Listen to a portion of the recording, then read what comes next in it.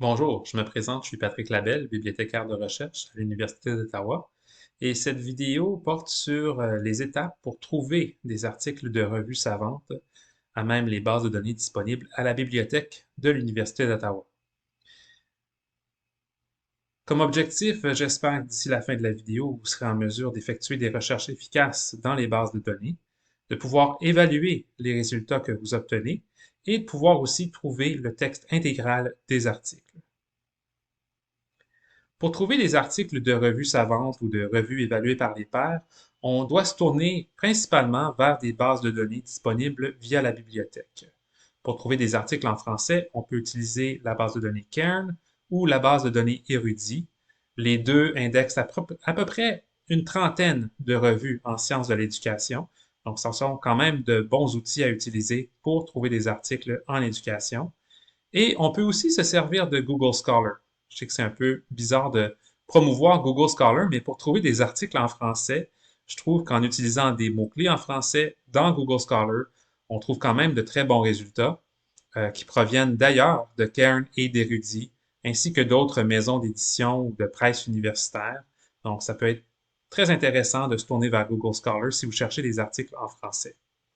Si vous cherchez des articles en anglais publiés dans les revues savantes, je vous conseille de vous tourner vers une des trois bases de données disponibles en éducation à la bibliothèque, soit la base de données ERIC, la base de données Education Source ou la base de données LearnTechLib qui se concentre davantage sur les technologies de l'éducation.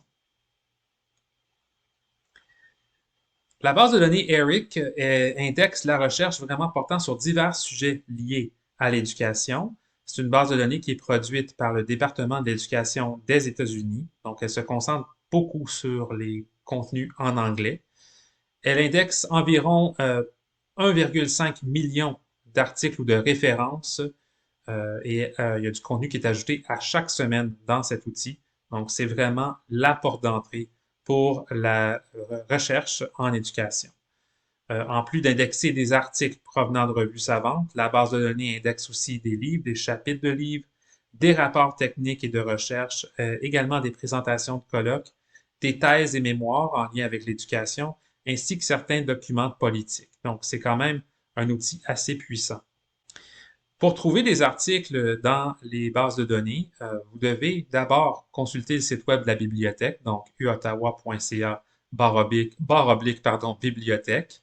Si vous déroulez la page, vous allez trouver une section sous service qui s'appelle Guide de recherche et bibliothécaire. Donc, si vous cliquez sur cette option, vous allez ensuite dérouler à nouveau et vous allez pouvoir trouver une liste des facultés, dont la faculté d'éducation. Et ensuite, nous avons quelques guides. Je vous présente le guide en éducation, le guide général. Donc, c'est un guide de recherche qui va justement indexer ou c'est-à-dire répertorier les outils qui sont disponibles en éducation. Donc, on peut voir ici les articles, les bases de données que je vous ai mentionnées pour trouver des articles en anglais et la liste des outils pour trouver des articles en français. Vous allez également trouver d'autres onglets vers le haut, donc chercher des articles, chercher des livres, comment citer, trouver des statistiques.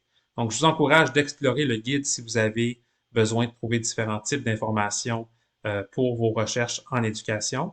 Vous avez peut-être constaté aussi que ma photo est là à droite, ainsi que mes coordonnées, donc mon courriel et un lien pour prendre un rendez-vous si jamais vous voulez consulter mes disponibilités et fixer un rendez-vous. Vous avez l'option de le faire à partir du guide de recherche. Donc, je vous invite à le faire si vous avez ce besoin. Donc, pour les fins de cette vidéo, je vais me tourner vers la base de données ERIC. Comme je l'ai dit, cette base de données est disponible en ligne via la bibliothèque. Donc, une fois que vous vous êtes identifié, vous allez pouvoir vous repérer ici sur la page de la recherche avancée. Donc ici, je vais cliquer sur le petit icône en haut à droite pour changer la langue de l'interface. Donc ici, au lieu de l'anglais, je vais choisir le français.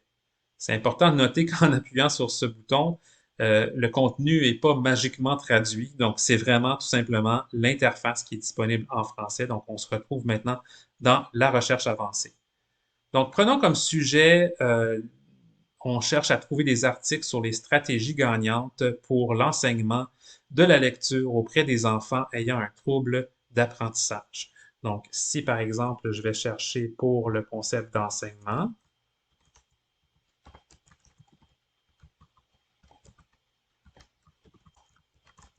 donc je tape quelques synonymes pour le concept d'enseignement. Ensuite, je vais me servir de la deuxième boîte qui est regroupée ou qui est combinée avec le « et » pour le concept de la lecture. Et je vais ajouter une troisième ligne à ma recherche pour mon concept de trouble d'apprentissage.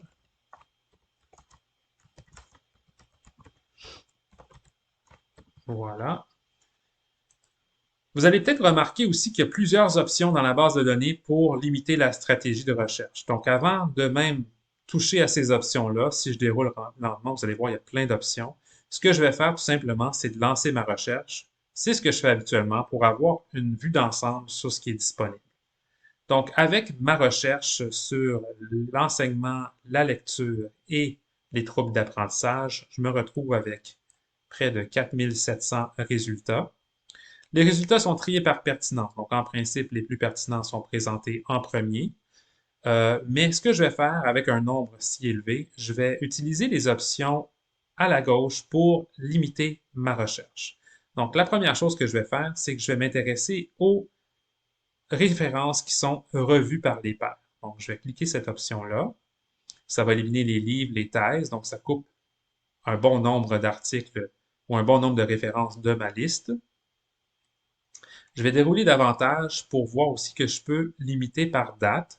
Donc ici, j'ai peut-être pas besoin d'aller jusqu'en 1969. Donc je vais prendre le petit onglet ici. Je vais le déplacer vers la droite et je vais sélectionner à partir de 2000.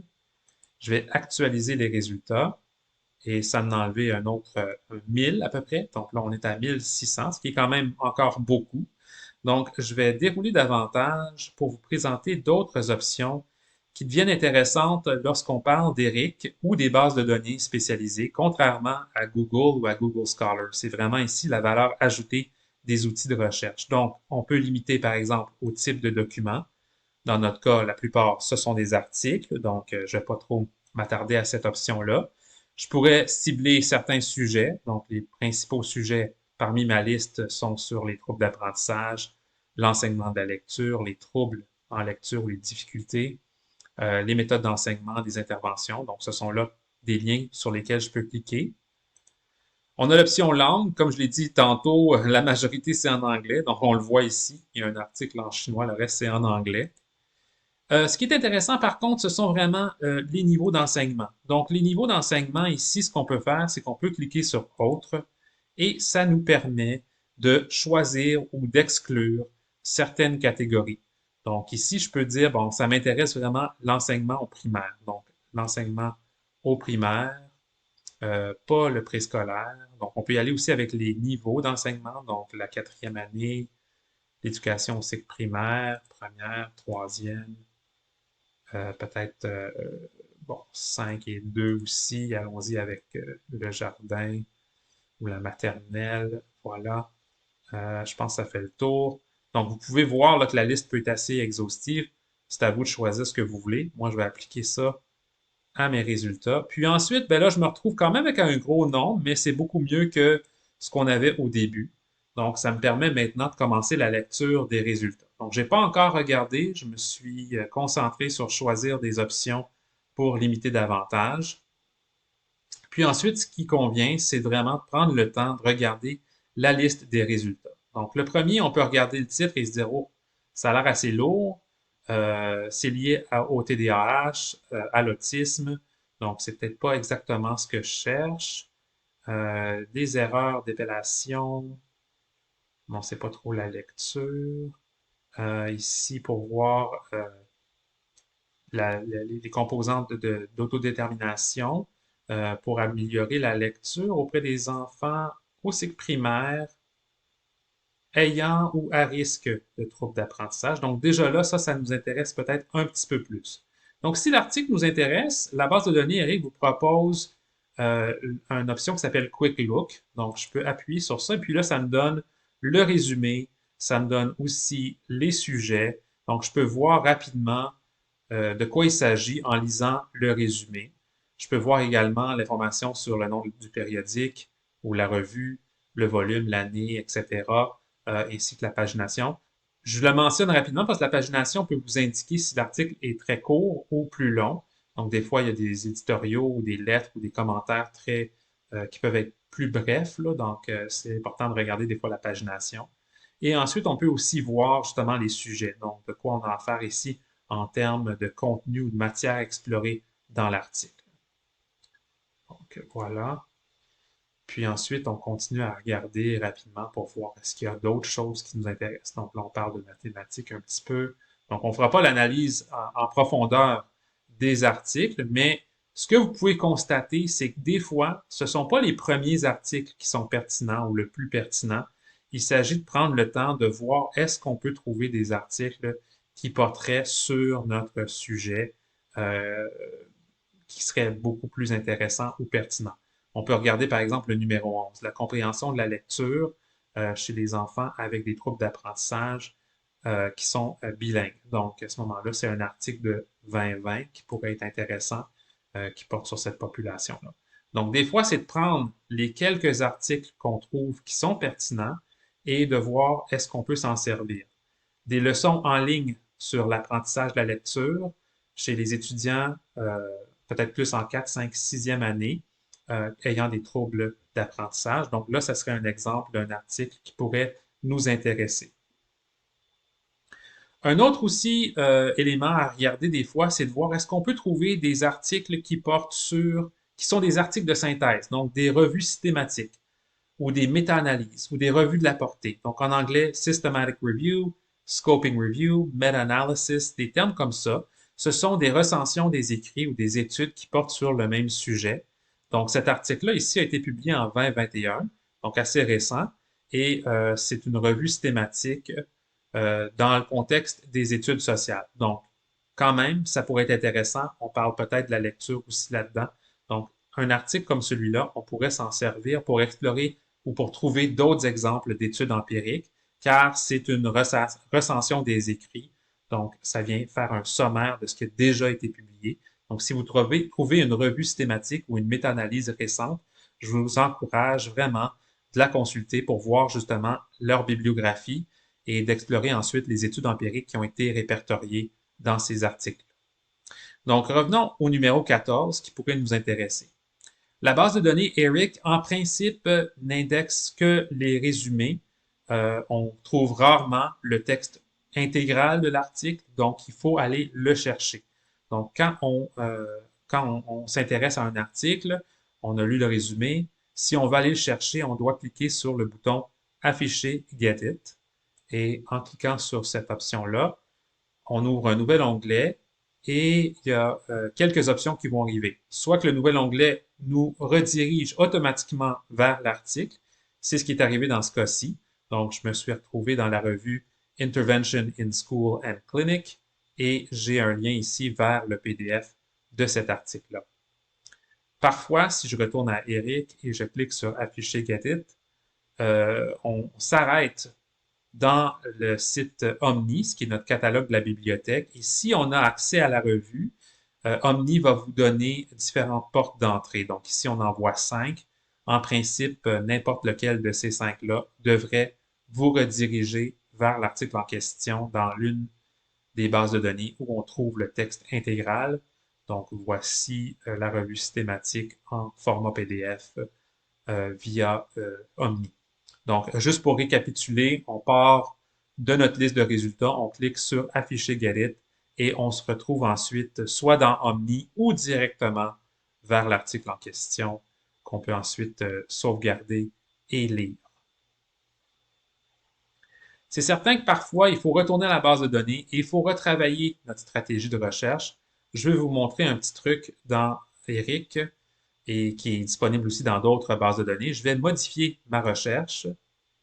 Et cette fois-ci, je vais dire que le concept de lecture et de difficulté d'apprentissage ou trouble d'apprentissage doit être dans le titre de l'article. Donc, au lieu de chercher partout, ce qui est là par défaut, je vais chercher seulement dans le titre. Donc, le mot reading et le mot ou l'expression learning disability ou dyslexie doit être dans le titre. Celui-là, je vais le laisser à partout. Puis on va voir quelle différence que ça fait dans nos résultats en cliquant sur le bouton Recherche. Donc, on tombe à 340 résultats. Je vais encore une fois cliquer sur Revue évaluée par les pairs. Il y aura une mise à jour, donc on tombe à 230. Encore une fois, l'onglet, je vais le déplacer à, bon tiens, 2010 cette fois-ci. Et on est à 116 résultats. Puis ensuite, je pourrais là, retourner en bas ici pour le niveau d'enseignement et choisir rapidement là, l'éducation élémentaire. Et on est à 56 résultats. Donc maintenant, Learning Disability est dans le titre, Reading est dans le titre. Ici, on a encore Learning Disability, Reading, Reading, Learning Disability, etc. Donc, nos mots-clés sont maintenant dans les titres, ce qui augmente la pertinence des résultats et ce qui minimise aussi le nombre de résultats qu'on a à parcourir. Donc, à ce moment-là, ça peut être intéressant d'aller utiliser ces outils-là ou cette stratégie-là, c'est-à-dire de chercher uniquement dans le titre pour certains des mots-clés de votre stratégie de recherche. Donc, c'est un peu des essais-erreurs que vous allez faire dans votre processus d'exploration de la base de données. Enfin, comme je vous l'ai déjà mentionné, soyez patient. Regardez peut-être au-delà des premiers résultats. On a une tendance là, de chercher rapidement sur Google. Si on n'a pas ce qu'on veut dans les 5 premiers résultats, on retape des nouveaux mots-clés. Donc, avec les bases de données, parcourez la liste, regardez les 25, même les 50 premiers résultats avant de retravailler votre stratégie pour voir si vraiment il n'y a rien ou très peu sur le sujet. Essayez différentes approches aussi en cherchant, comme je l'ai mentionné, soit les fonctions pour limiter à un champ en particulier, donc juste le mot-clé dans le titre. Soyez aussi ouvert à l'option de chercher avec différents mots-clés selon ce que vous trouvez ou ce que vous ne trouvez pas. Et profitez justement du fait que les bases de données vous offrent différentes options pour limiter ou raffiner les résultats. Donc, on les a vus dans la base de données ERIC. Ces options-là se trouvent à gauche, dans d'autres, ça peut être à droite. Mais soyez vigilants, ouvrez vos yeux, regardez ce que vous pouvez voir dans la base de données pour raffiner.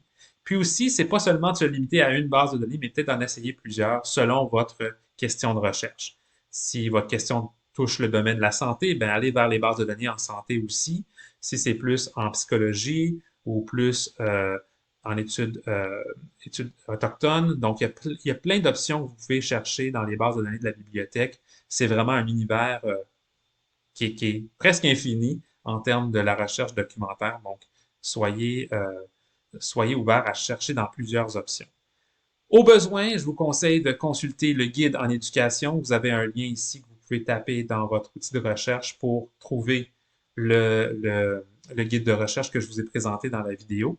Et au besoin, n'hésitez pas de m'envoyer un courriel si vous avez des questions en cours de route. Ça me fera plaisir de vous aider. Je vous souhaite bon succès dans votre recherche et au plaisir.